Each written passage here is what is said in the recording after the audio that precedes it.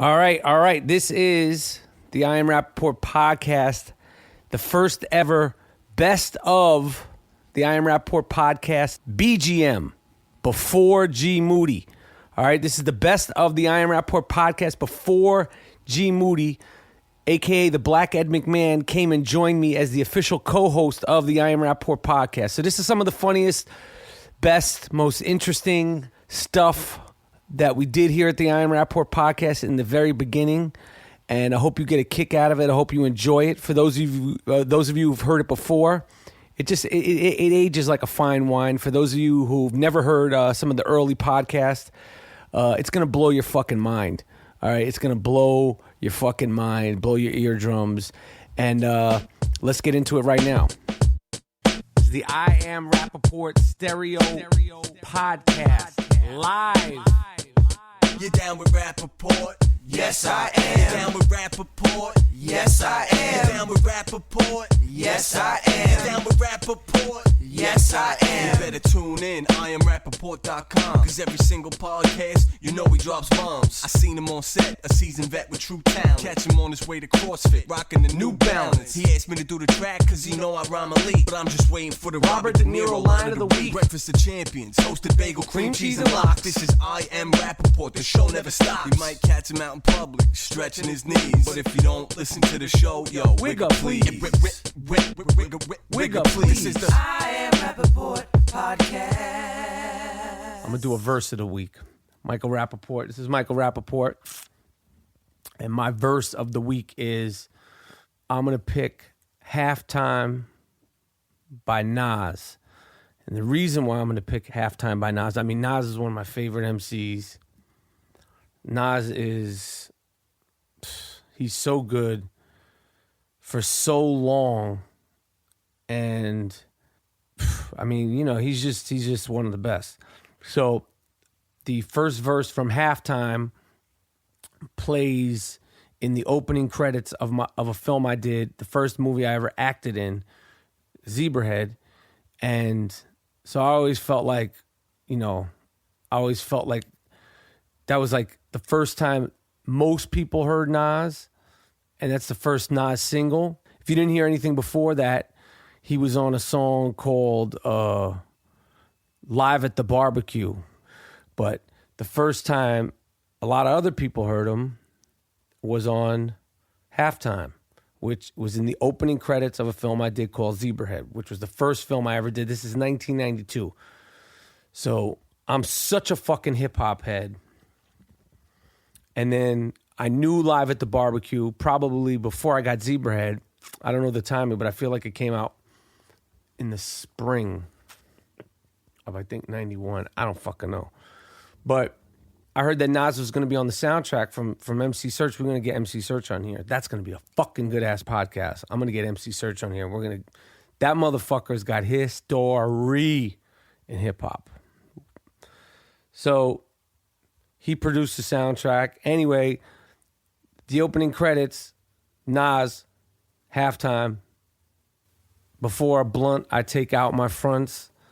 Then I start to front. Matter of fact, I be on a manhunt. You couldn't catch me in the streets without a ton of reefer. That's like Malcolm X catching a jungle fever. Now, right there, you're like, oh, fucking shit. That fucking line, that's like Malcolm X catching the jungle fever. Shut it down right there. Stop. You're like, whoop. You press pause and you're like, what the fuck was that? That's four sentences. 4 fucking sentences. He shut the whole shit down. And Nas was like 21.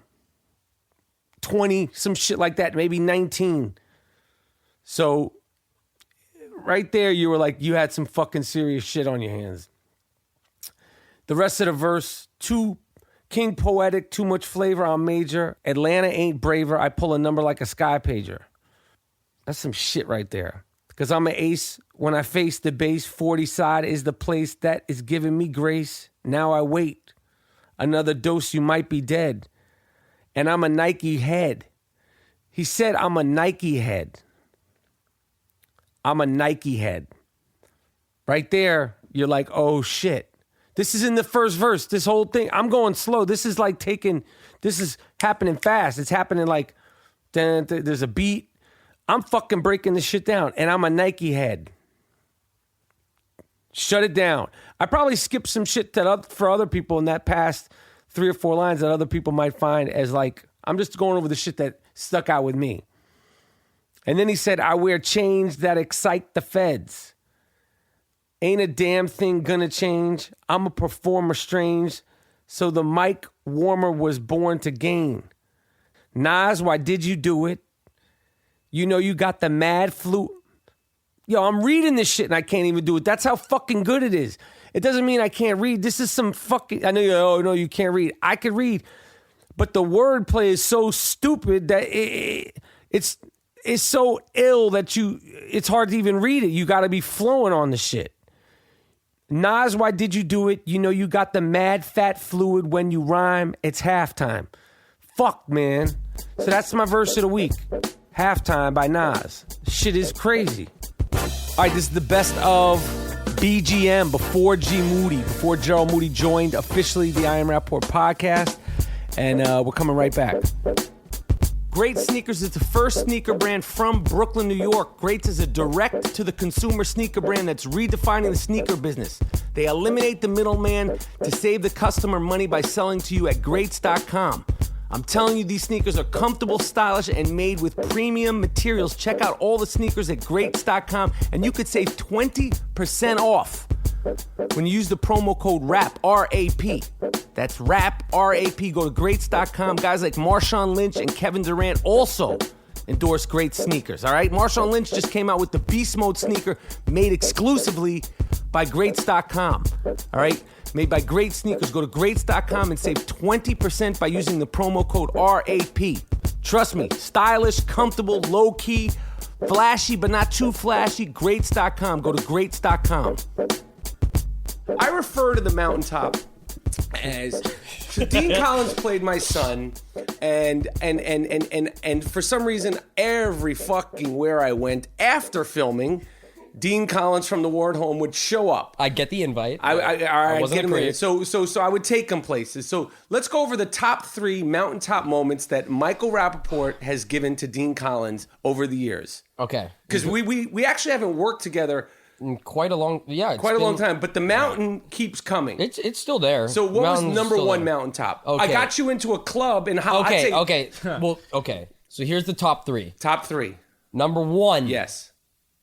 Meeting Leonardo DiCaprio and having an hour conversation with him at the Roosevelt Hotel in Hollywood. That was number 1. That was number 1. I hooked that up. Pre-Inception, pre-Wolf of Wall Street. He was doing Inception. All right, that's he was impressive. just doing it. That's pretty impressive. That was fanboy moment. And I'll bet you if we asked Leonardo about the Mountaintop moments in his life, he would be like, when I met Dean Collins with Michael Rapaport. I don't know. I mean, you really think that? Fuck yeah, he would say that. Like, why wouldn't that be like an important thing? Like, he got to meet Dean Collins.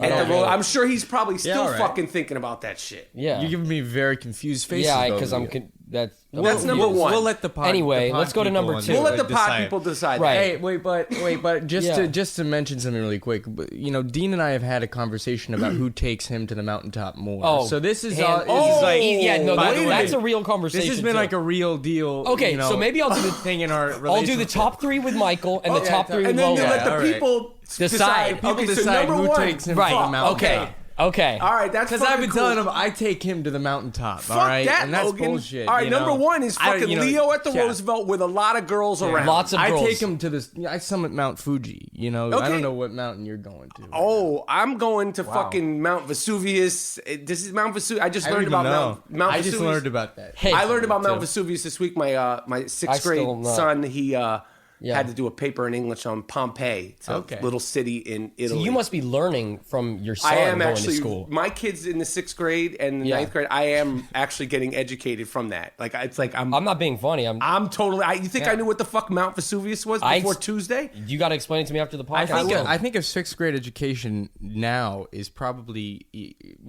equivalent Like to 11th, 12th grade. 11, maybe even college in the 70s. For sure. I'm learning some shit like okay, basic geometry. Listen, I'm sorry. We adding go back. fractions. Okay, the number listeners two don't want to hear mountain. about algebra. Number two mountaintop moment that Michael Rapaport brought you to over the years. Number two. I just said number two mountaintop moment. But I like it when I say it. Okay, go. Fucking and then go. add the sound effect. Dean, number two. Dean. Okay. Dean, don't. This is my fucking podcast. It's my fucking show. you This is asked our me the first question. three-way. So What do you? this is our first three-way Okay. podcast live here at the I Am Rapaport podcast. Right. So yeah, go ahead. Number two. Go. So when we were doing the Ward Home back in 2007. Yeah. The now defunct Ward Home hit show back then. Those motherfuckers, they canceled us. That was fun. Fuck you. That's smart. Can I That's say good that? for the career. Yeah, say fuck you. That's Dean Collins saying that. I didn't say Listen, it. if I'll never be on, I'll never be on. Is he on? He owns, and that's fine. Okay. I'll be okay. You just with got that. fucking blacklisted off. I do what the fuck wouldn't I want. I do keep that. it real for my listeners. You know what I'm saying? All right. Was running at the time. Dean just said fuck you. So now you're. Gave her the he big was middle finger. running. President of the whole. He Fox basically Network. was the button pusher on canceling the Ward Home. Yeah. Oh wow. So Exactly. you people that want to send your ears in. What do you mean, you people? Yeah. The thousands and thousands of people that want to send their ears in. Yeah. Send it to find. Okay. No, Or just sorry. send it. Send your fucking ears in. Maybe fuck they'll bring it. back the Word Home on. That would be great. Okay, get to the Okay, second. so number fucking two. mountaintop Number moment. two.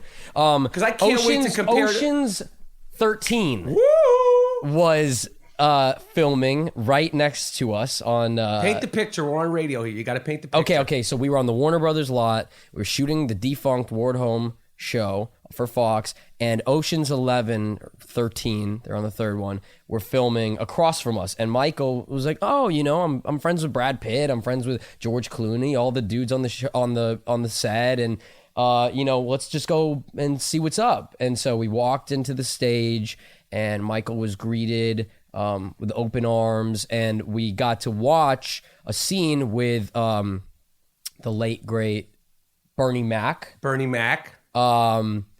Don Cheadle, George Clooney, Brad Pitt, Elliot Gould. was there, and I was tripping out Was over this. Brad Pitt there? He was being filmed, and then we went into Brad Pitt's trailer because he wanted to say hello, and he wasn't there. And then you stole shit.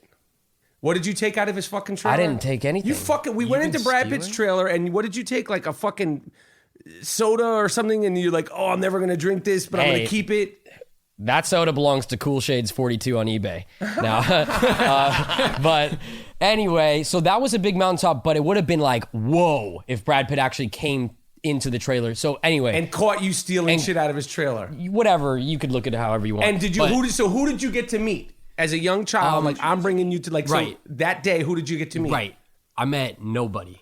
What the fuck? You didn't. We saw Clooney, right? We saw him, and he was playing basketball, and He wanted to play me again. he wanted to play you, and I couldn't play him. You said, hey, Clooney or some shit. I don't call him Clooney.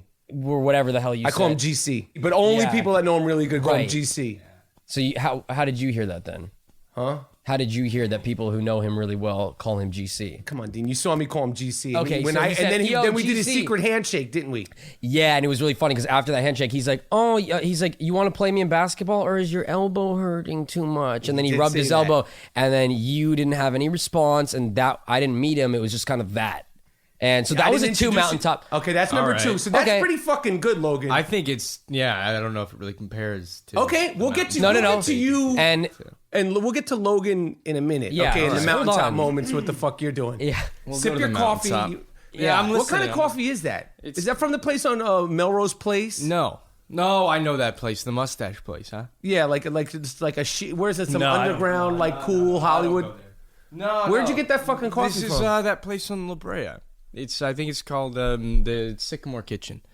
Never even heard of it. Like But you you need should- like, yeah. is there like a wink or like a special card to get in? I and they never even paid heard him of it's it. not a to club. advertise on No, your show. Fuck, man. No, it's actually just good old coffee. Wait, it's called try it La out. Brea. What is it called? Sycamore Kitchen. Man, Maybe you we get a live there. sponsorship Hey, from I love Sycamore Kitchen. Yeah, I love Their Sycamore blueberry Kitchen. bananas are fantastic. Yeah, they They have have apple blueberry brand. bananas. Yeah, they have apple brand muffins. They got a lot of stuff.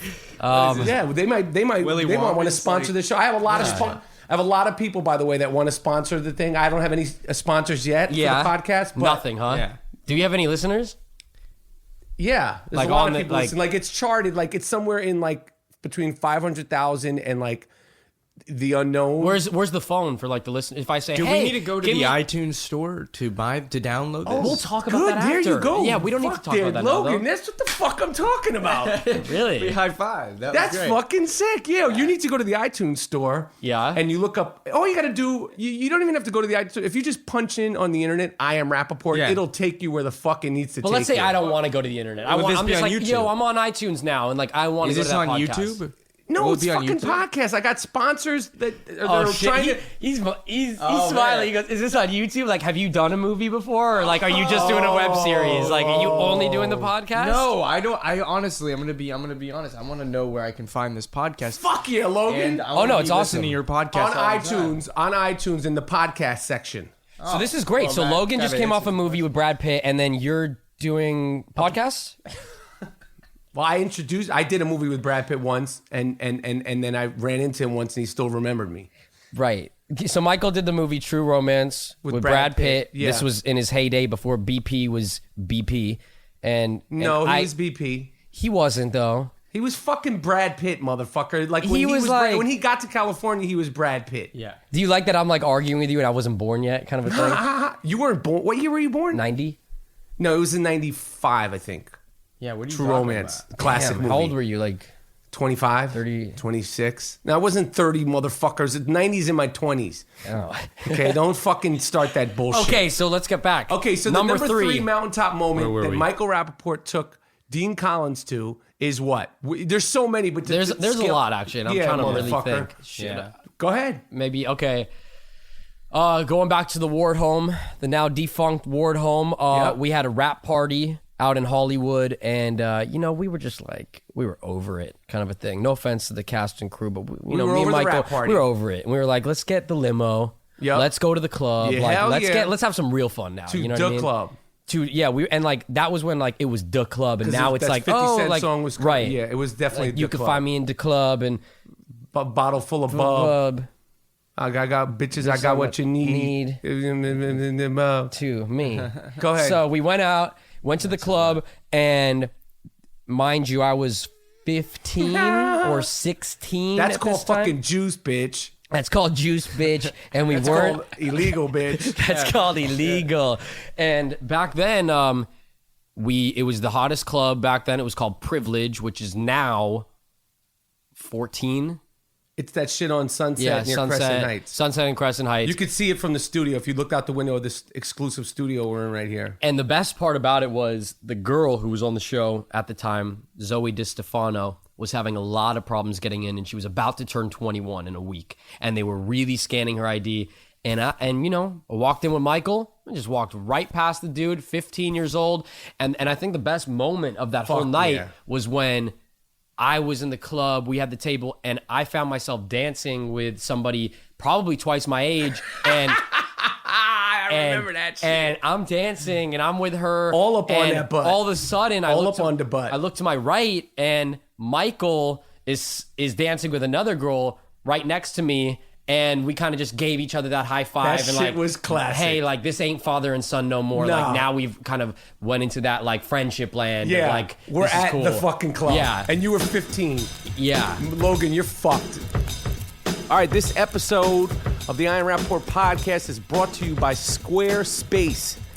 Start building a dope-ass website today at squarespace.com. And if you enter the promo code Rapaport, R-A-P-A-P-O-R-T, at checkout, you get 10% off. Squarespace has a state-of-the-art technology to ensure security and stability so your online presence and your online information is safe and secure. Millions of people literally use Squarespace. Starts at $8 a month and you get a free domain if you sign up for a year. Start your free trial today with no credit card needed. Go to squarespace.com and make sure you use the promo code Rapaport, R-A-P-A-P-O-R-T, to save 10% off. Everybody needs an online presence, and this is the easiest, simplest, cheapest, and most secure way to start that. All right? Trust me, if I could do it, you could do it, because I don't want to be politically incorrect, but even a mentally challenged dog could figure it out. It's that easy. It's that simple. It's that user-friendly. Go to squarespace.com and remember to enter the promo code Rapaport, RAPAPORT, when you check out and get 10% off. This is the I Am Rapaport podcast, and this is Michael Rapaport. One of my segments that my team of craftsmen, scientists, and writers have come up with is something I'm very proud about. The name of the segment is Wigga Please. All right, we're going to be discussing current events, past events, future events, and if I don't like it, you get a Wigga Please. If I'm flabbergasted, you get Wigga Please. If I'm confused, you get Wigga Please. If it's more than one person, you get Wiggas Please. My first Wigga Please goes to this weekend in Los Angeles. An African-American woman and a Caucasian man, apparently is an actress, were caught. I don't know, they were accused of having sex. They said they were making out. The couple said they were making out. Police officer came because people were watching them. Apparently, was a door open in their car. They were on the street during the day.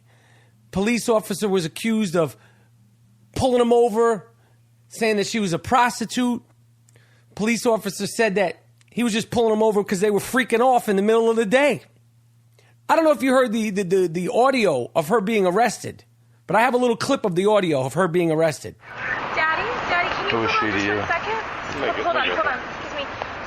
What's the issue? Somebody called the police saying that there was lewd acts in the car. There's no lewd acts happening. Doesn't matter, I have to ID you. We're not doing anything. Somebody I'm on called. the phone with my dad. This is my boyfriend. Okay, I want to Sitting in see front your of a public ID. place. Somebody called, which means gives me the right to be here. So my first Wigga Please goes to the police officer. Why are you going to fuck up a good thing? If they want to freak off during the middle of the day, let them freak off during the middle of the day. Wigga Please. Why are you interrupting that shit? If people are watching it and you're getting a free show, in the 80s, that was called a peep show. You had to pay 10, 25 cents for that. Now you can't even do it. Wigga, please. Somebody I'm called. on the phone with my dad. This is my boyfriend. Okay, I want to see Sitting in your front of a ID. public place. Somebody called, which means gives me the right to be here. So it gives me the right to identify you Do you know how by many law. times I've been called? The cops have been called just for being black. That is just not, because we're black, it means white. I'm just being really honest. I don't. Who brought up a race card? I'm Why? bringing it up because I said nothing about you being black. Here. And I have every right to ask your ID. And I have every right to say no. And if you'd like No, you to, do not have every right to say no. You can take me down to the court office and I can make a scene about it. No. And you know what? I have a No. publicist and I work as an I'm actor mildly at this interested. studio, okay? I'm mildly interested. You have a publicist, but I'm going to get your ID. So Daddy, I can't believe it. Like all the things that are happening with the cops right now, I can't make out with my boyfriend in front of my fucking studio without getting the cops called on me. We were like in our garage I don't even care about making a scene anymore. I don't have to give him my our ID place, and someone said because it's my right to black and sit white on the couple, fucking yeah. street corner and take out with my boyfriend. That's my right. Sweetheart, you're getting arrested. The police officer doesn't want to hear from your daddy. He doesn't care about the story of your life, the plight. Sweetheart, you're getting arrested. Whip out your goddamn ID. We don't care if you got a publicist. We don't care about any of that shit. Wigga, please. And second of all, where's your man? This dude that you're out there, at least if they weren't making out, there was at least a hand job situation going on. I don't know where the guy is that you were giving the hand job to. And listen, I have nothing against a good hand job. All right, I feel like it's the safest form of sex. Everybody's happy. It's clean. It's safe. It's casual. You know, that's a whole other segment. But I'm a strong proponent of hand jobs. But sweetheart, apparently this is an actress. She was in Django Unchained. Wigga, please. Yo, you're being arrested. All right. You were freaking off during the middle of the day in public. Your door was open, apparently. Yo, if you can't do the time, don't do the crime. So you get a Wigga, please. Your boyfriend, who I'm assuming, this isn't a fact, but I'm assuming there was at least some finger popping and or a hand job going on. You both get Wigga, please. All right, so you're getting how this works? You act crazy, you do some dumb shit, you get the Wigga, please. Second one goes this weekend in Times Square in Manhattan, the middle of Times Square. If you've never been to Times Square, it's like Disneyland or it's like Hollywood Boulevard. Motherfucking Spider-Man and Batman got into a fight. Two characters that were in costumes, you know, trying to get tips for taking pictures and doing bullshit poses, started fighting. Batman and Spider-Man. Apparently, you know, it was a turf war. Batman said to Spider-Man, I'm going to fuck you up, Batman. No, Spider-Man said to Batman, I'm going to fuck you up, Batman. And then Spider-Man grabbed his ass. I don't know what that was going to happen. And then Spider-Man fucking was like, yo, don't grab my ass. And then he whipped out his silly string and he sprayed Batman with his silly string. Wigga, please. Yo, dude, my man, what the fuck is wrong with you two? First of all, these guys in these costumes, none of them are even physically fit enough to be wearing these costumes. Okay, so if you're not physically fit enough to be wearing a Spider-Man or a Batman costume, if you're not cock diesel, shut it down, all right? It's not fair to you. It's not fair to the kids. Second of all, yo, silly string? Like, what the fuck? Third of all, here's a rule for all these characters out there. Spider-Man, Batman, Dora, all you people. You got to cover your loaf, all right? You got to put some kind of cock piece on because seeing a Spider-Man impersonator with his loaf dangling around and he doesn't have a proper jock strap or some kind of cock piece or a cup, it's not cool, man, and it's frightening to little children. So just off of that, you should be arrested and get some sort of summons. But you two assholes fighting and Batman referring to each other as Batman and Spider-Man, like actually calling each other the names of the characters. Wigga, please. Wigga, please. Batman and Spider-Man, Wigga, please. Cut that shit out. You act crazy, you do some dumb shit, you get the Wigga, please. Yes. Hey, yo, we keeping our eyes open for them people wildin' out. Wigga, please, is what we scream and shout. You better act right before we put your shit on blast. Do yourself a favor, try to have a little class. Cause Mike Rapaport ain't having it. So save yourself from the embarrassment. Think before you talk or just keep your mouth shut. Cause this is I Am Rapaport and we don't give a what. So if you lose your cool, you get Wigga, please. If you acting a fool, you get a Wigga, please. If you wildin' like an idiot, Wigga, please. If you acting all ignorant, you get a Wigga, please. If you don't listen to this new shit, you get a Wigga, please. And if you do something stupid, you get Wigga, please. What the fuck? What the fuck is wrong with you? Wigga, please. I will start with my first Raging Bull line, my first Raging Bull quote, or it might morph into De Niro line of the week, or the Al Pacino line of the week, sponsored by, that'll be fucking sick. Babe, I want to find a sponsor for the Al Pacino or Robert De Niro line of the week, is brought to you by 1-800-da-da-da-da-da. Yeah, I'm looking for sponsors. Who wants to sponsor my Robert De Niro line of the week, where I do, or a guest does, their favorite line from a Robert De Niro film, and then we discuss that line and the film. Who wants to be that sponsor? So my first favorite line from Robert De Niro is from Raging Bull, and it is, judges didn't know. Who knows what happened with them? People knew. And you thought I was messing around. You know when I mess around? I get that championship belt. Yeah, so what? The girl goes, yeah, so what? I love that line. Judges didn't know, the people knew. The judges didn't know, the people knew. If that's not a fucking metaphor for life, in Raging Bull, the first 8 minutes of the movie, the judges didn't know, you know what that means? That means fuck authority. That means fuck people that think they know everything. That means fuck fucking critics. That means fuck your fear, fuck that little inner voice in you, and go for it. The judges didn't know, the people knew, and you thought I was out there messing around. Okay? Great advice from Jake LaMotta, played by Robert De Niro, in my favorite all-time movie, Raging Bull. The judges didn't know, the people knew, and you thought I was out there messing around. Fooling around. The purists are going to be like, you don't know the movie. I'm going off the cuff here. And you thought I was out there fooling around. And his wife, played by Teresa Saldana, still don't know his wife's name in that movie. You've seen it at least 100 times. She goes, yeah, so what? I don't fool around. and get that championship belt. That's when I fool around. Ladies and gentlemen, that is the first Robert De Niro line of the week.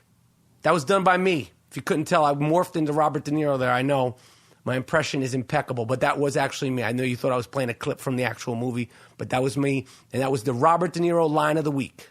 You know when there would be like when voicemail first came out, you know, and you'd have like a voicemail, like an automatic voicemail, not the voice message machines, you know, like it was a machine, but when it was like became like a digital thing, my message would be from Al Pacino or from De Niro. It'd be a line, and this line for this week, the Al Pacino, or AKA the Robert De Niro line of the week, but it's Al Pacino. I know I sound confusing.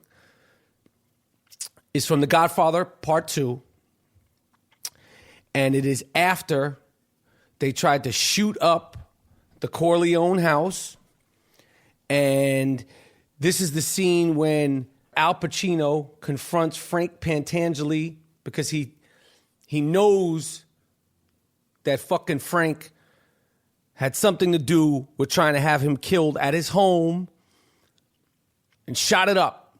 Famous scene. Listen, if you're listening to the I Am Rapaport podcast, I expect that you've seen The Godfather Part 1, Part 2, even Part 3, because there's good stuff in that, although it was disappointing. I remember I saw it Christmas Day, whatever year that was, 94, 95, 93, I don't know, but it was sold out. I went in there by myself. I had my hair slicked back, a la Michael Corleone.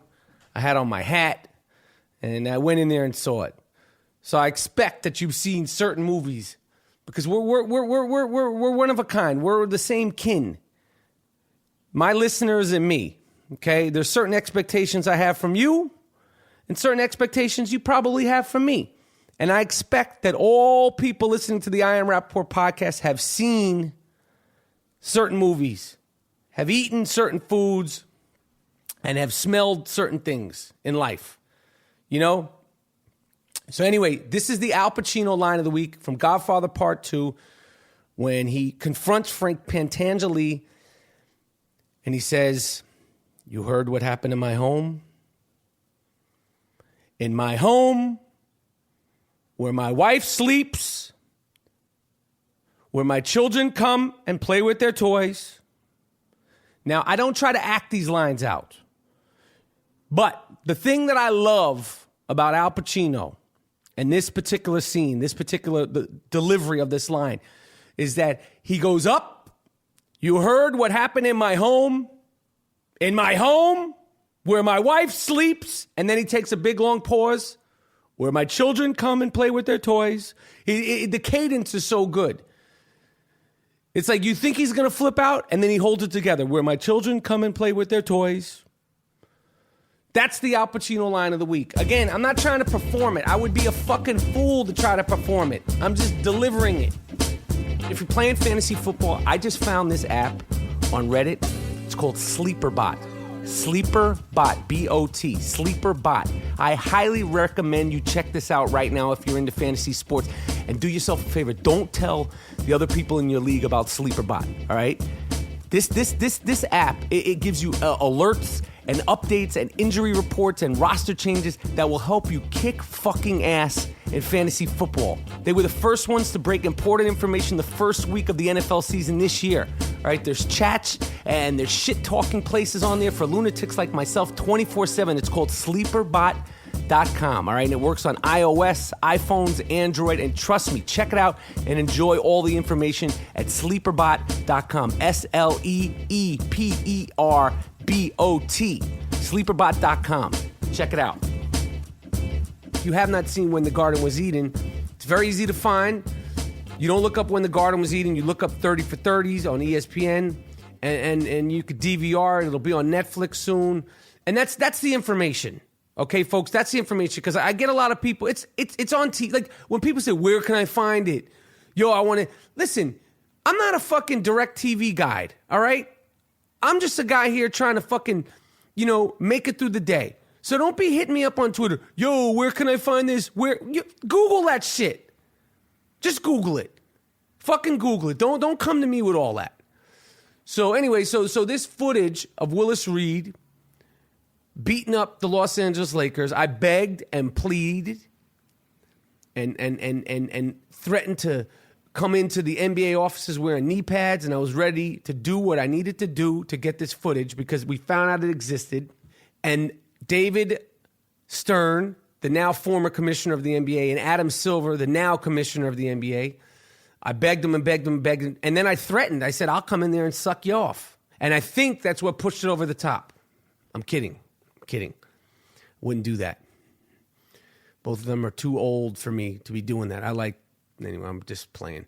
But they granted us the footage for the first time. It's never been seen. It's not on YouTube. It's probably on YouTube now. Never been on YouTube. No one's ever seen it. Nick aficionados, Nick nerds, Nick historians, no one has ever seen this footage, and it's in the movie, and it's pretty shocking. And like I said, the closest thing I could compare it to is the Ron Artest malice at the motherfucking Palace when Ron Artest got a drink thrown on him and went into the crowd and went buck wild. And then Steven Jackson went buck wild, and then fans started fighting players, and players started fighting fans, and fans started fighting fans. It was just a fucking...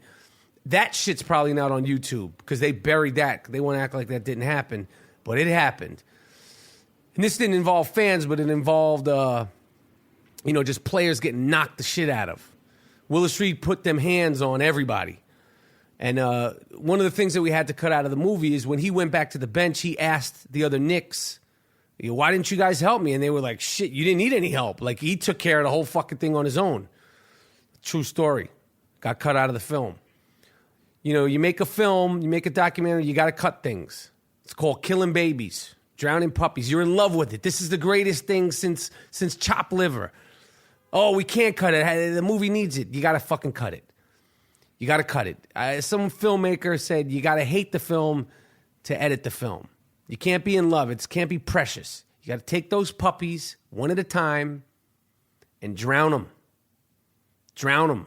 Fucking drown them.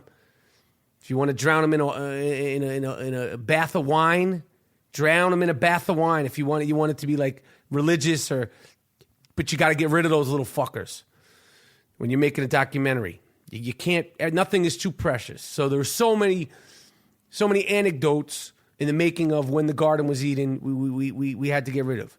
But this footage was so sort of shocking to see, and because it was sports footage and the way it looks and the graphic nature of it, and When the Garden Was Eaten, we were trending on Facebook above Ebola. And it was us, the Willis Reed fight footage, Ebola, and then I think ISIS or the Ferguson situation. Something. Major shit. But there was a moment in time where people were more interested in When the Garden Was Eaten than they were in fucking Ebola. It was crazy. And that's the reason why I make films, folks. The other day I was thinking if I was going to do top 5 players, I would do Magic at the point with Isaiah coming off the bench. I would do Michael Jordan. And first I said LeBron James, and then I said Tim Duncan, and then my 5th was Akeem. Now, you could say all the bullshit you want, okay, about Bill Russell. He's not in my first team. He's not even on my second team. Okay, he's not even on my third team. I got Kareem coming off the bench. I got Moses Malone coming off the bench. I got David Robinson coming off the bench. I didn't even mention Shaquille O'Neal. I didn't even fucking mention Shaquille O'Neal. So I pick all of those guys over the most winning basketball player in the history of the sport, Bill Russell. And if you saw When the Garden Was Eaten, I brought that shit up right to John Havlicek's face. Sure, he didn't answer me. He ignored the fucking question, but I fucking had the balls to do it. Because you motherfuckers out there that think I'm crazy because Bill Russell, but I brought up was Bill Russell overrated, you are drinking the damn Kool-Aid. I just named 6 or 7 players who I would start. Let's go over my centers. Akeem Olajuwon, Kareem Abdul-Jabbar, Moses Malone, David Robinson, Shaquille O'Neal. That's 5. I don't need to name any more. 5. That's 5 centers who I'm going to start over Bill Russell. I don't need to make this argument anymore. Okay? He played against lackluster competition. I am telling you, I have an Uncle Saul. He was a power forward for the Syracuse Nets. If you saw this poor prick, you wouldn't fucking ever think that he was ever in the NBA. This is who Bill Russell was playing against. I actually don't have an Uncle Saul. That's totally made up. But most of those guys looked like what I would imagine my Uncle Saul would look like.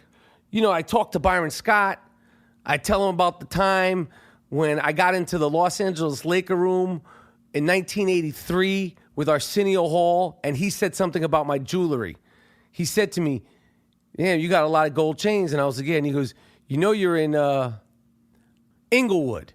So Byron Scott said, and I'm 13. I think I'm a combination of Michael Jackson and Eddie Murphy at this time. I have a black shirt that's zipped up. That's right, I said zipped, not buttoned, zipped. It was the 80s. Zipped, motherfucker. A black shirt with a collar, so it's like a polo shirt with a zipper, but the zipper comes up the side. I remember.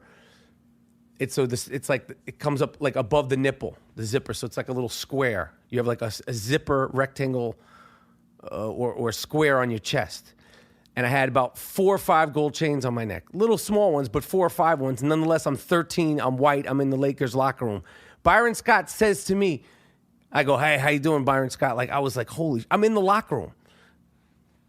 Why, when you say you're in the locker room, people always say, were they naked? I mean, no, they're not naked. They're like, have their shirts on or they have their shirts off, but they're not walking around naked. It's a small locker room. You know, if you want to have a sword fight, then you walk around naked. But these are, who the fuck wants to have a sword fight? Jesus, let me finish my story. So Byron Scott says to me in 1983, "Damn, you got a lot of gold." No, I didn't say damn, a lot of gold chains. And I was like, "Yeah, I know." And he said, "You're in Inglewood now." And I said, "That's all right, I'm from New York." I said that. I fucking said that to Byron Scott. All right, I hope you're enjoying the best of the I Am Rapaport podcast, first edition. We're coming up on our 100th episode. The 100th episode is me and Danny Aiello. Me doing Danny Aiello, Danny Aiello doing Danny Aiello. And it culminates, the 100th episode, which is coming up, with Danny Aiello and I having an Aiello off, okay, where we do the final scene from Do the Right Thing, and he plays Mookie, he plays Spike Lee, and I play Danny Aiello. It's all Aiello everything. It's the I Am Rapaport podcast. I'm tipping the scales right now about 218, all right, and I'm fucking fit. That's a fit 6'3", all Jew everything, piece of steel. Like I'm a rock. I'm a fucking rock. 218, maybe 225. I don't know. Who the fuck knows? It doesn't matter. The weight doesn't matter to me anymore. It's the looks. The looks I get. The shoulders. The shoulders, the broad shoulders, the, mildly flat, sort of flabby, midsection. But it's thin. I don't have a six-pack. I got nothing. Nothing. No abs are showing, but I'm looking good. I'm looking all right, And these little fucking broads are like, couldn't weigh more than 120 pounds. So you're supposed to hang from the TRX strap, like on your back, like your head's like, if you let go of the TRX strap, you're going to kill yourself. You're definitely going to die, or you're going to knock yourself out, give yourself a concussion. And they're like, "Come on, you're the man of the class. You're supposed to be doing more." Fuck you, lady. It's a female teacher, too. Fuck you, all right? I'm 220. These fucking ladies are like little toothpicks. They're all fucking hopped up on coffee bean and I don't know, man. They're pulling themselves up. I'm like doing 3 in a minute. They're like, get 20 in a minute. Fuck off. So we do that, the kettlebell. Then they have these other concoctions in there, these, balls they got medicine balls like Rocky used to use, like he did it with the medicine ball. You're lifting them, you're doing push-ups on them, one-handed push-ups, two-handed push-ups. The lady's actually telling us we want to do push-ups with a clap. Do you know what would happen to me if I attempted to do a clapping push-up where you push up and then you're supposed to push yourself up enough in the air that you could clap? Do you understand what would actually happen to me if I actually attempted to do a clapping push-up? I would break my fucking face. So there's that.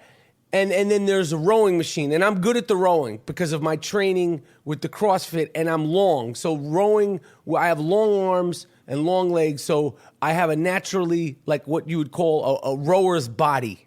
I'm built for rowing, so I'm good at that. So she, in front of the whole class, tells me, we need you, she's pointing at me, we need you to do 500 meters in 2 minutes, okay?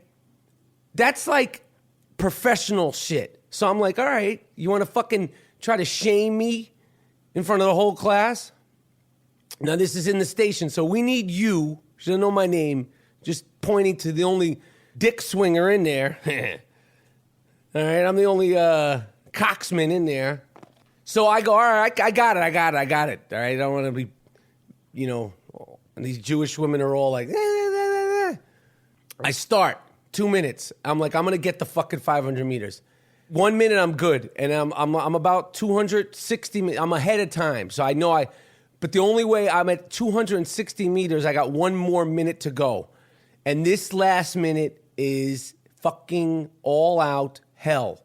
So I'm rowing, and I'm like, I'm gonna win, and then she's like, well, Susie's gonna catch up. She's gonna do 500 meters too.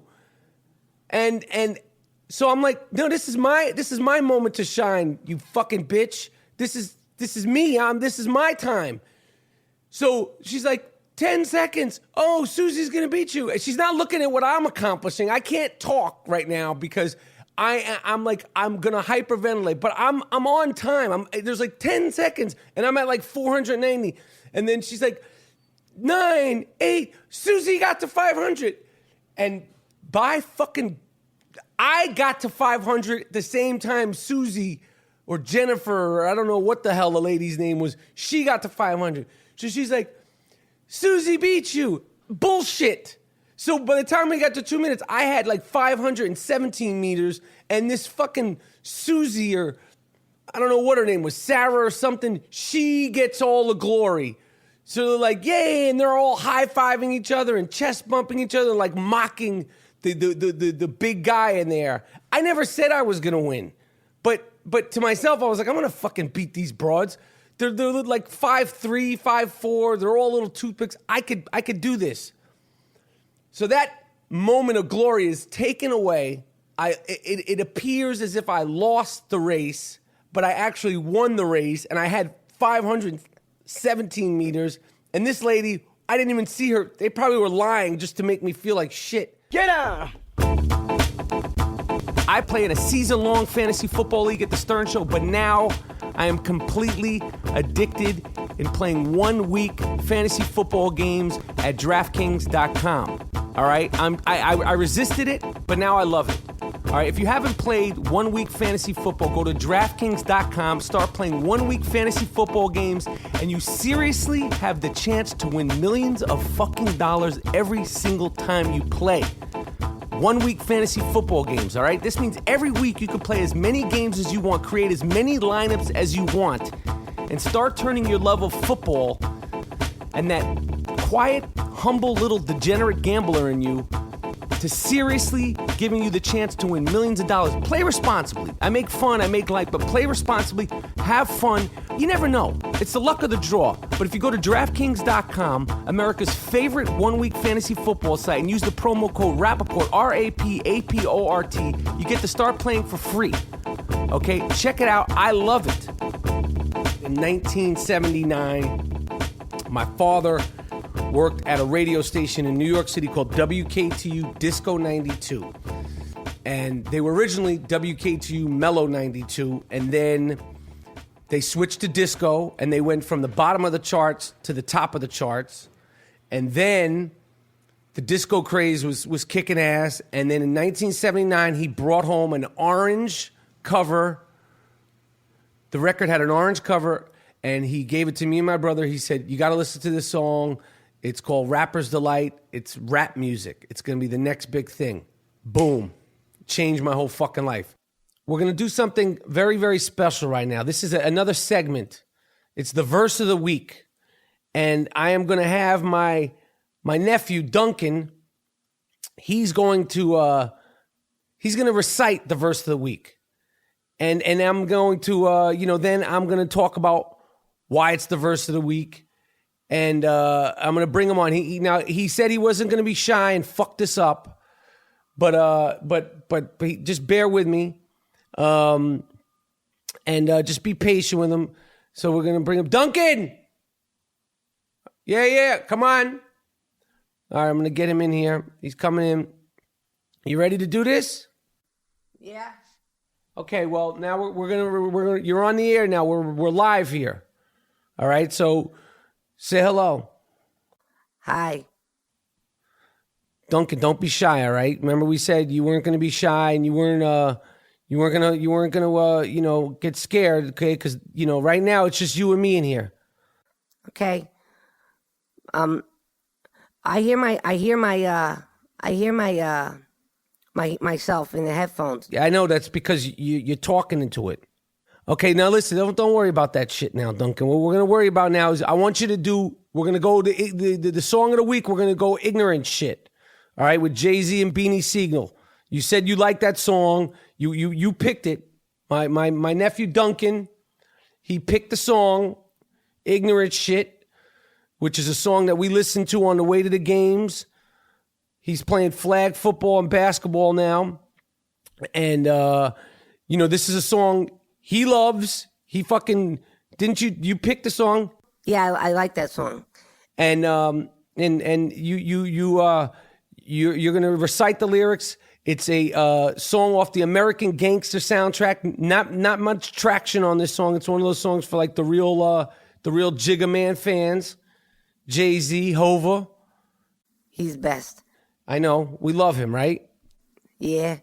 All right, so I want you to read the lyrics. All right, so just don't...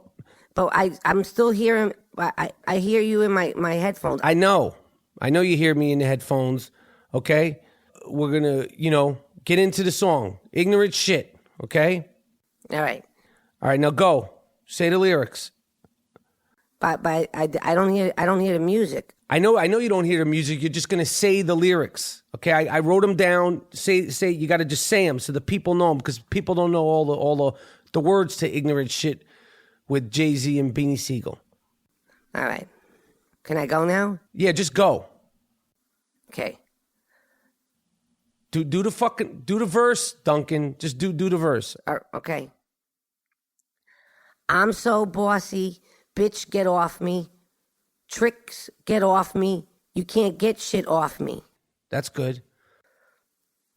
I'm so flossy, no 6 on sprees. Laid back Maybachs don't even talk to me. This is the ignorant shit you like. I like that part. I know that's a good part. I know. I beeped out that word. Just say N-word. N-word. Fuck shit ass bitch trick plus ice. Wait, do that line again. Well, I don't want to say that word. I know. Just say N-word. N-word. Fuck shit ass bitch trick plus ice. Come on. N-word. Fuck shit ass bitch trick plus ice. I got the ignorant. I got the ignorant shit you love. N-word, fuck shit. Remember I told you that's the Spanish way to curse? Yeah. Maricon, puta, and drugs. Come on. Keep going. I got that ignorant shit you need. N-word, fuck shit ass, bitch trick plus weed. Come on. I'm only trying to give you what you need. N-word, fuck, shit, ass, bitch. You like it, don't front.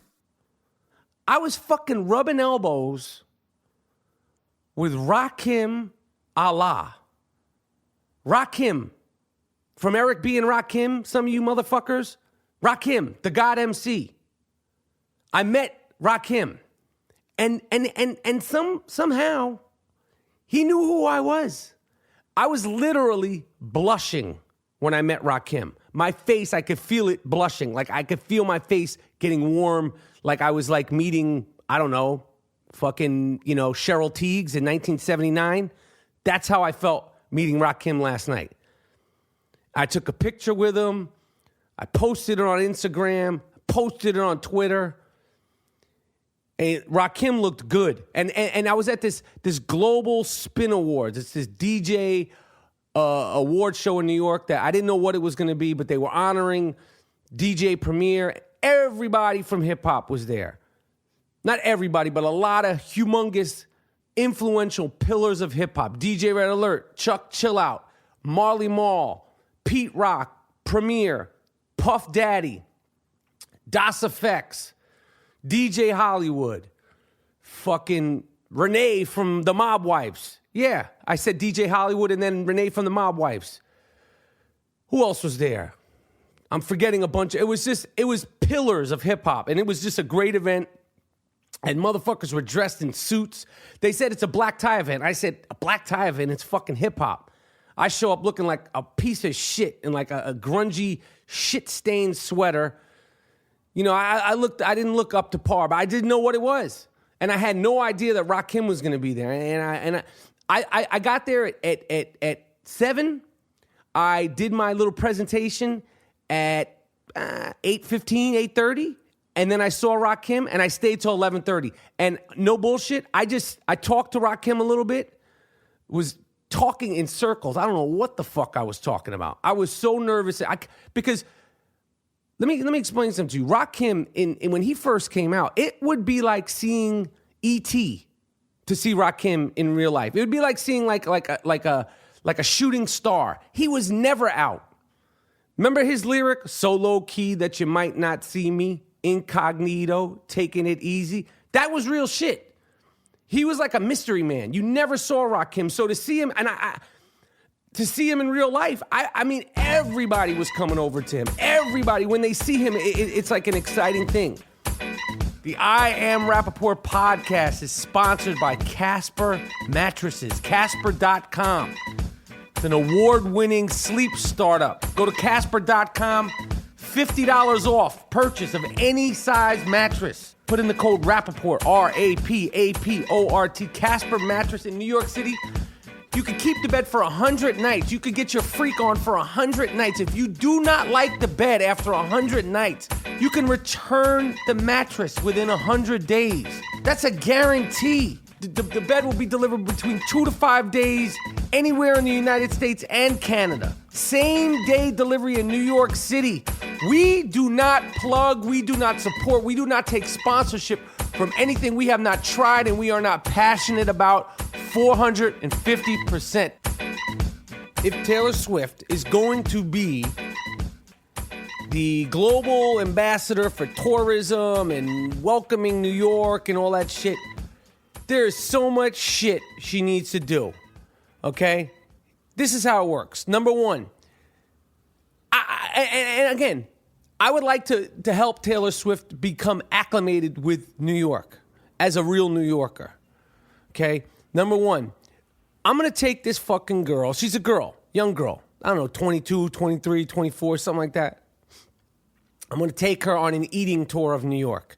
And we ain't going to La Scala and we ain't going to this place and that place. We're going around on the subway, take the fucking makeup off, put your hair in a bun, wear some jeans and a t-shirt. Nobody's going to fucking bother you. No one will look at you. Well, she's very pretty and she looks tall, so they might bother her. They might look at her. But if she takes the makeup off and puts her hair in a bun, wears some jeans and like a hoodie and whatever, we'll be fine. I guarantee you we'll be fine. Let's just bring a goon. She could bring one of those goon bodyguards. I'm sure she has goon bodyguards. He could lurk in the background just in case shit gets out of hand. But I don't think anyone will even fucking notice her on the train, okay? Nobody notices me, but I ain't no Taylor Swift, okay? But I do ride the fucking train. I'm going to take her first. We're going to wake up, me and Taylor Swift. We're going to meet. I'm going to be, yo, what's up, Taylor? How you doing? No problem with you being the global ambassador of tourism for New York City. of course, it makes sense that Robert De Niro was the global ambassador of New York City, and now you're the global ambassador. It makes total sense. How are you, sweetheart? I'm good, Mike. Nice to meet you. All right.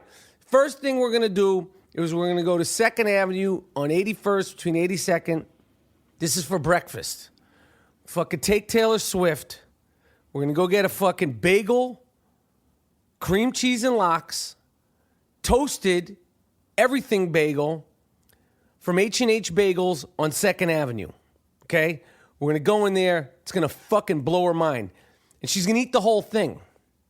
And she ain't going to be allowed to go to the bathroom without an escort. Okay? Because I don't want no puking. I don't want no fucking trickery. You're going to eat that shit. You're going to eat the whole thing. And you're going to fucking, I'm keeping my eye on you. All right? You're not excusing yourself from the table because you're really thin. The problem that I'm having with Taylor Swift is that she's too thin.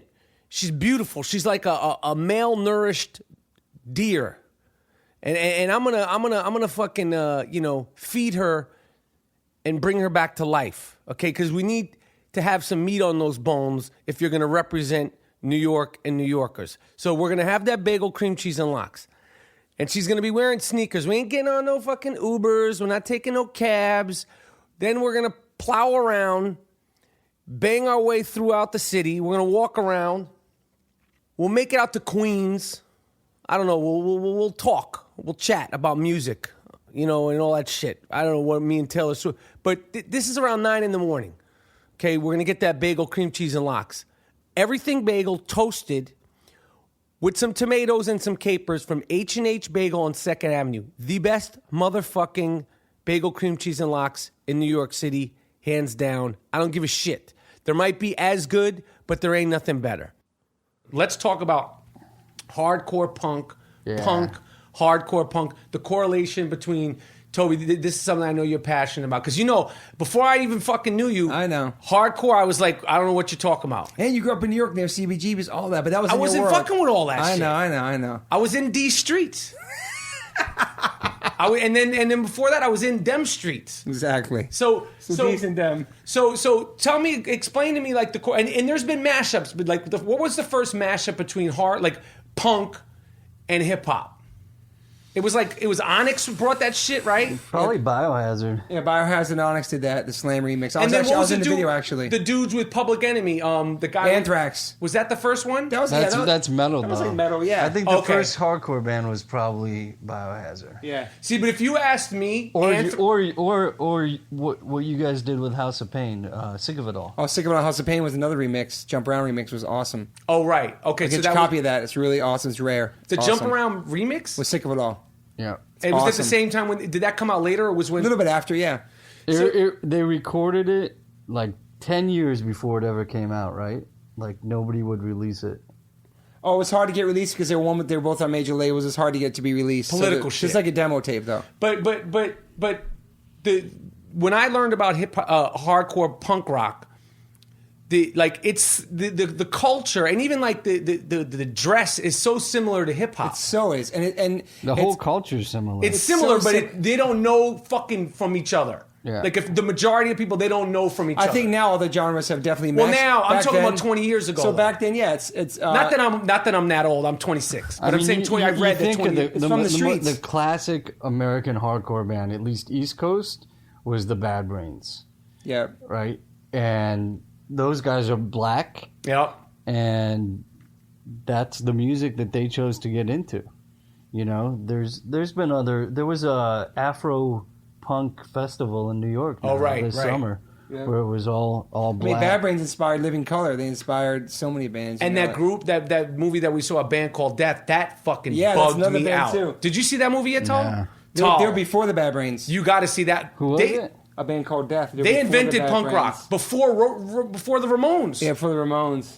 Straight up. It's crazy. I knew nothing about the band. I saw the doc. I'll send it to you. It's crazy. It's crazy. But so let me break this down for you. Punk and hardcore, people say they're two separate things. I think it's the same. One's more aggressive. So when punk first came out, it was like Sex Pistols, Anarchy, fuck your parents, all the stuff like that. I thought it was great because it was aggressive. I could skate to it, but I didn't relate to the lyrics because I actually like my parents. You know what I mean? It wasn't like But fuck everything. who says that? Punk or hardcore? I'm saying punk was like that, like exploited. Punk was fuck your parents? Hardcore became more socially conscious. What's the difference between punk and hardcore? That's what I'm saying. So do it in layman. Do it in hip hop terms. Is it like Tribe Called Quest and yes. MOP? Dude, I consider Tribe Called Quest the H2O of hip hop. I'm not saying like that, but Tribe Called Quest and all that native tongue stuff. So it was all conscious. It was about making a difference in the world, and that's the same thing with like the hardcore. Is that punk or is that hardcore? In terms of like, if Tribe it's punk. If Tribe and De La were punk bands, this is what you know what I'm trying to say. They're about positivity and unity and making the world a better place. Okay, right? Yes. And then you got bands like 7 Seconds and Gorilla Biscuits and Youth of Today and these bands who were about the same thing back then. A lot of stuff was really tough and rugged from the streets, which was great. It had great lyrics and I love those bands. But then there was some other bands who were more conscious. They weren't about fuck your parents. They were like, let's go vegetarian. Let's do something who were positive. these bands? Youth of Today, Gorilla Biscuits, Underdog, and Minor Bold. Threat from DC. It's about straight edge. You know. And what about what's the hardest of the hardest hardcore band where you're just like Agnostic Front, Cro-Mags, Madball. Is it because of their lyrics or just because they're just They the way were they from get the down? streets. They grew up in Alphabet City in the days in 82 where it was wild style. I mean, everyone was living in squats and the stories I hear from these guys, it's incredible. It's out of a movie. So listen, real quick, when Gorilla Biscuits came out with an album called Start Today in 1988, did a song called Cats and Dogs, which is about vegetarianism that inspired so many people, including me and Tall. Around the same time, KRS-One came out with a song called My Philosophy, where he said no chicken, no goat, no ham. He was kicking the vegetarian thing in hip-hop too, which is really awesome. And he ended up being on the Sick of It All record in 1989, spreading the hardcore reality in 89. Blastmaster KRS-One. He introduced the Sick of It All album. What was it? He introduced it. He's on their album. He introduced the album. Okay, see, I'm just a dumbass. See, like I'm acting like there's other I think Common and I saw K. Russell. Well, and Big Daddy Kane, it was definitely like in the '80s, people were talking about eliminating conscious everything. But KRS was the first person. Brand Nubian was doing that. Yeah, they were talking about it. So I mean, I just was like, fuck that. I'm having Big Macs. I love you, Kane, but I'm gonna still eat some fucking even pork. KRS-One and Sick of It All played at the Marquee on 21st Street. I was there. Sick of It All, KRS-One. Really? Yep. And what year? And Nikki D. That's I don't know, like 90, 91. This is I Am Rapaport podcast. My mom has just brought up. This is why my mom is a wealthy retired lady. My mom, off camera, off recording, she said to me, if you stop fucking cursing so fucking much, do you know that more people might listen to this fucking podcast? This is what she says to me. She says, more people would listen to you if you didn't sound like a fucking sailor. These are New York moments. But last night, I got to experience a New York moment that I see these things on the news, on the internet, and I'm like, God damn it, I'm in California. So I was at this Global Citizen Festival. I believe this was on MSNBC and CNN. They showed the concert. It's to basically help world poverty. So it's a great event. Thousands, I don't know how. One cop said 300,000 people. Another one said 500. Another cop said 50,000. I don't know how many motherfucking people were at this concert in Central Park, but it was a lot of motherfuckers. And it was a great day, perfect weather. I got hooked up passes from the Roots. Hooked me up, although I got there at the very tail end of their performance. And then there was all kind of finagling. Because when you get to one of these big concerts, it doesn't matter who you are, what kind of fucking pass you have or laminate you have. I never have the right one. I'm always the one that's like, you kind of got a good laminate, you kind of have a good pass, these fucking wristbands, but it's not the best one.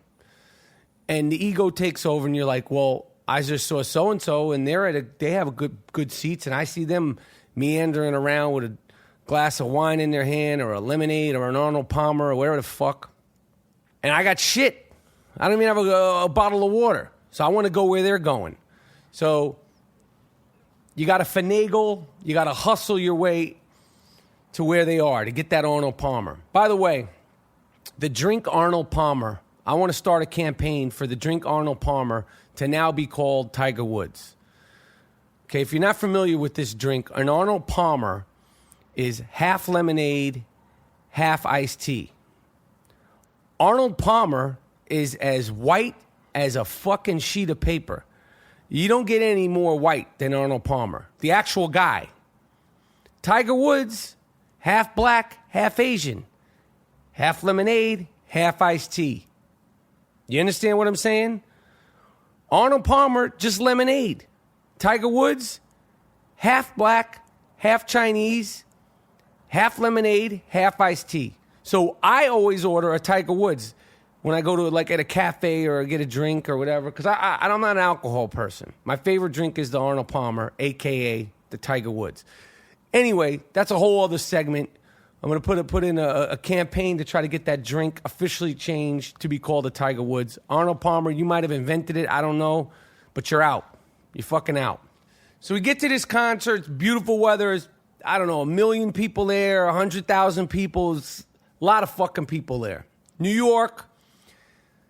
So I'm in a good area, but not the best area. Me and my friend Toby and our other friend, we're fucking, I see somebody, I need to go where they're going. So there was a lot of diplomats there because it was a worldwide event. There was diplomats, there was, world leaders, all kind of people. So there was a lot of undercover sort of Secret Service type policemen. And fortunately, I was in a film called Copland. And I think every single policeman in the world, but every single policeman from the New York tri-state area has seen this movie Copland. And fortunately, they like the movie. And a lot of times they'll recognize me from Copland. And they will actually acknowledge me as my character's name in that movie. And the only reason why I remember the character's name from the movie is because I get called it pretty much at least once a day when I'm in New York. Murray Superboy Babbage. So I'll get cops yelling at me all day. Superboy, Superboy, Superboy. Yo, you were in Copland. Yo, Superboy, Superboy. Which is fucking great. It's never annoying. Especially if you're getting pulled over for a ticket. I got pulled over for a ticket 2 times. Both times the cops came and said, oh shit, Superboy, what are you doing talking on your phone? I'm going to give you a ticket, but I'm going to let you go this time, Superboy. Oh, fuck, Superboy, what are you doing making that right turn? You know there's no right on red in New York. This ain't California. I'm going to let you go. So yesterday, I don't know what kind of cops they were. They were high-end. You know they're always high-end cops if they're in a suit and tie. I always feel like those are the ones not to fuck with. They let me and my friend Toby into the special area. Okay, let's just call it the special area. So I go into the special area, and of course, once you're in the special area, you got to get into the more special area. Giving away shit. Giving away shit. Giving away shit. I am Rapaport. We give away shit. Yo, I'm so glad I haven't been sued by the fucking Red Hot Chili Peppers yet, because I like those motherfuckers. But don't come for me. Leave me alone. All right? This is a mom and pop organization over here, and I don't want any trouble from the Red Hot Chili Peppers. All right? I'm doing a parody. You want to take me to court? Go ahead. Try me. We all know that that's your song. I'm saying giving away shit. You don't say that. Fuck you. Okay? That's that. All right. So for the giveaway this week, Instagram. If you don't have Instagram, get on your friend's Instagram. If your friends don't have Instagram, I don't know what the fuck to tell you, man. Somehow or another, you downloaded a podcast. You can figure out how to get on Instagram. I am on Instagram at Michael Rapaport. So what you're going to do is you're going to sing the Giving Away theme song, but you got to do it with like effort. You got to do it with like something different than I do. I'm not saying you need a fucking full band, but I want somebody who has passion. And I am going to give away a sick-ass American Giant hoodie. Now, let me explain something to you about American Giant. Look it up. It's been called the best hoodie ever made. Thick, soft, okay? Thick and Soft, no Bruno. Sounds weird. And when I say Bruno, do you know what I'm saying? When I say no Bruno, I'm saying like, you remember Borat? You know that movie Bruno? Like I'm saying like no Bruno, like no homo. Okay? So I'm saying no Bruno. So I'm saying Thick and Soft, no Bruno, because that sounds weird. Okay? But it's fun to say no Bruno because it's funny. Then when you realize what it is. Anyway, just do the math. A sick-ass American Giant hoodie. Okay, you need to Instagram me a video of yourself doing the giveaway song. But you need to freak it. You need to remix it. You need to do something creative. And the winner, I'm going to pick one winner, wins an American Giant hoodie. Like I said, it's called the best hoodie ever made. Thick, long, warm, comfortable. You could sweat in it. You could sleep in it if that's your thing. It's got a deep hood, so, you know, it covers your face if you're on the low. So the winner of this week's giving away thing must sing my song, giving away shit, giving away, you heard it, but freak it. Do something creative. Do something special. Do it on video, 15 seconds, tag me, and I'm going to pick one winner. You know, I love giving away shit, so if there's more than one great performance, I'll give away more. All right, but the thing is that I'm always going to give away shit. I promise you, the I Am Rapaport podcast, I like giving away shit. I don't have the fucking time to give away shit to everybody. You know, you got to go to the mail place. I do it all myself. Okay, I sign the thing. You'll see when you win some shit, you'll see terrible handwriting, your address, my name will be on there. I do it because I like it, and I feel connected to you people for participating. I appreciate it. I'm not jaded yet. Come to me in a year, I won't give you the time of day. But in the meantime, I fucking love it. So that's the giveaway for the week. This is the I Am Rapaport podcast. I'm enjoying doing it. I appreciate the support. It's free. Tell your friends. I want more people to listen. And the more people that listen, the more shit I'll give away. All right? Have a fantastic week. This is Michael Rapaport, and I'm signing out.